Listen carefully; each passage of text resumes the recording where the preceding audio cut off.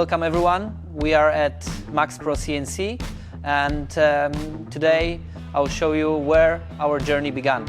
Maxpro started in 2004 in London, where we built our very first pedicab, the Maxpro G6, designed specifically for the streets of London.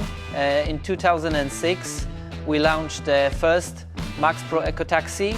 That design is still in production today and remains one of the best performing pedicabs in Europe. Over the years, Maxpro became a reference in pedicabs, cargo bikes and precision manufacturing, always focused on durability, performance and real-world use.